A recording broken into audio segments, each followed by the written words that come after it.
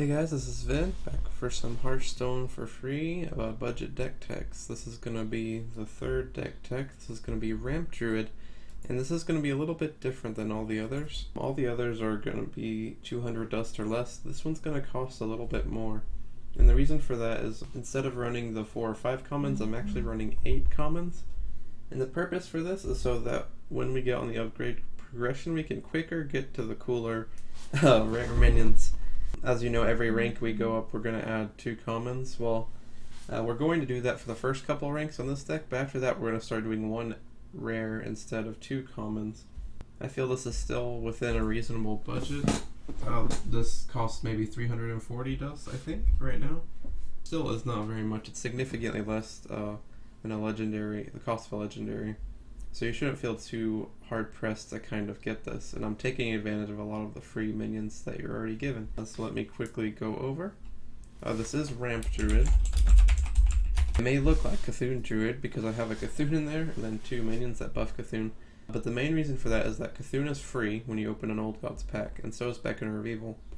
And Cthulhu's just a solid big minion. We're not going to run a whole lot of Cthulhu synergy, but even if you drop him as an 8/8 that does 8 damage, that's actually pretty good.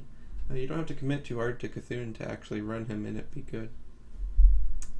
Innervate and Wild Growth are going to be our main sources of ramp to kind of get up to those big minions faster.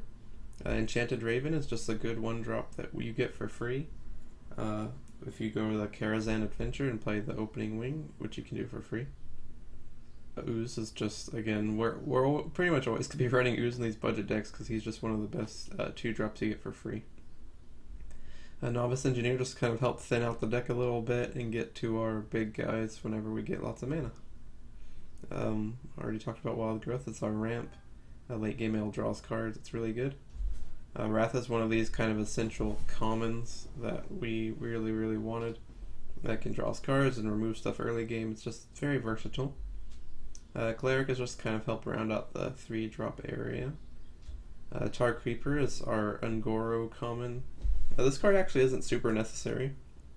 I just really wanted to include some of the new cards in it, and it fits in pretty well, and it's a common. But if you don't have enough for all these commons, for all 8 commons, this is the first one. This is the last one I would craft. Chillwind Yeti. It's just a solid 4-drop. And on that note, if you were gonna avoid crafting him to save on dust, Ungoro. If you were gonna craft him to save on, not gonna craft him to save on dust, you could definitely just run an Ironfur Grizzly or a Razorfin Hunter in place of it, and it'll be just fine. Chillwind Yeti, yeah. Sinjin is just another solid 4-drop, and Taunt. We want lots of Taunt to buy lots of time. Booty Bait Swipe is auto include just because it's our only board clear, and it's a basic card, which is nice. Booty Bait Bodyguard, kind of a funny name. He'll be cut out of the deck pretty soon. It's just we need kind of some big guys that we can drop with all of our mana, and he's a good basic one. Druid of the Claws, just super flexible and powerful. Bolterfist Ogre is cheap and nice. Dark Arkoa is also a pretty solid common, even if you don't have Cthulhu. 6 mana, 5/7 taunt, it's pretty good. And it has additional synergy with our Cthulhu. So here's the deck. We're going to be ramping up and playing some of these big guys. It's going to be a lot of fun. We're going to go ahead and play our test game real quick. And after this, I'm actually going to begin on the series, 3 games at a time with each class, climbing up on the ladder. So let's go ahead and do a test game real quick.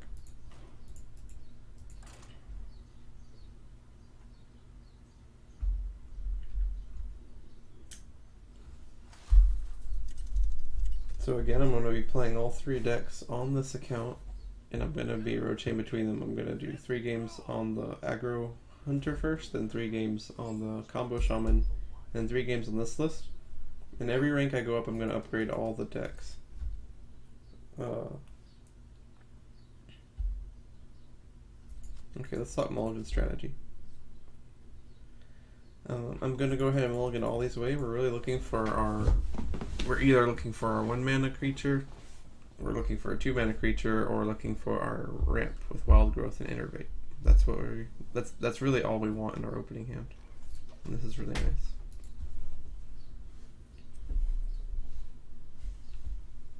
I might Wild Growth if he just passes here, but if he plays a minion, I might go ahead and Beckoner of Evil.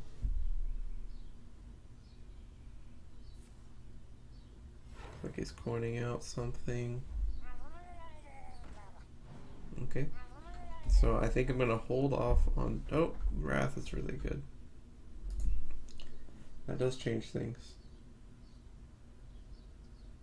Okay, I'm gonna go ahead and Wild Growth because it's gonna put us at 3 mana, and then next turn we're gonna have 4 mana, so we can easily drop our 2-drop and Wrath to kind of get ahead on board. So I'm gonna take a little bit of damage and maybe get just slightly behind on board. But the reward's gonna be good. Because next turn, we could even swipe next turn if he plays something with more health. I think I'd rather develop with Wrath.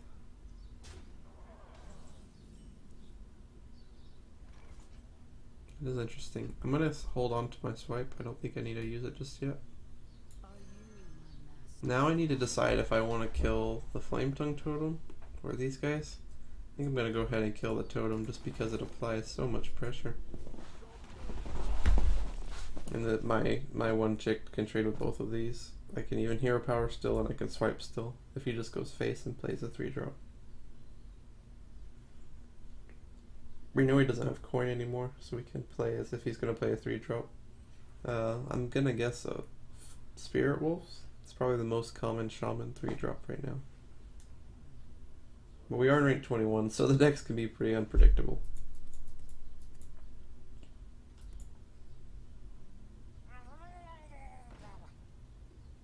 Murlocs.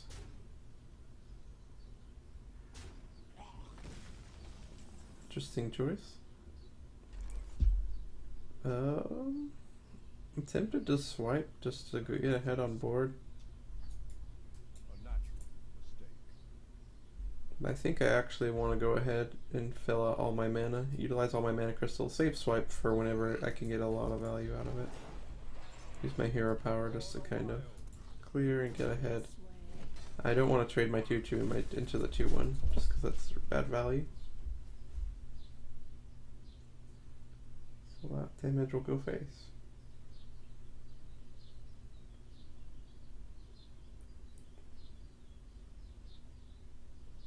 What I really want to use swipe for is whenever he casts Call on the Finishers.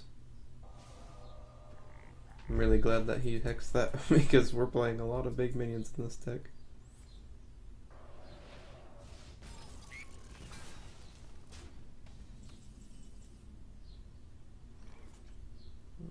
Okay, I really want to draw a card, but I think I need to use my hero power to kill that. We'll just have to be patient. We are losing health, but we have the board now. We've solidly taken control of the board. Has this completely cleared, and we have the minions down, and that's worth losing some life. That's worth losing a lot of life, actually.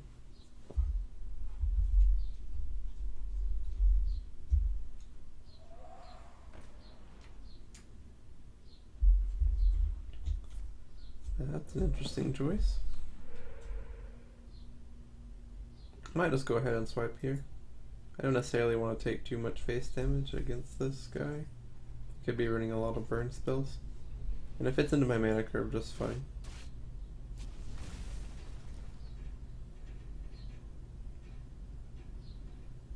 Buffing my 2-2 doesn't necessarily get her out of board clear range, so I'm just going to go ahead and put it all on one guy. Just to play around board clears, especially since he's already used 1 hex.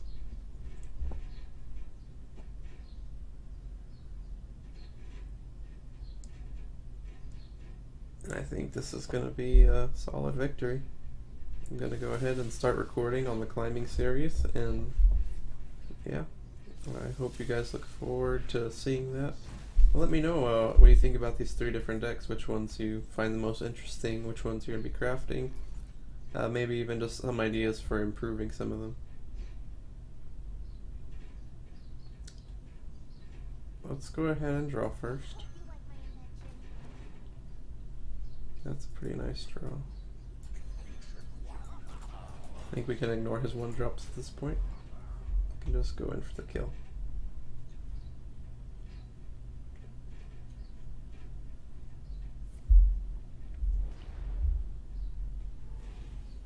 There's that feral spirit. So a few turns late.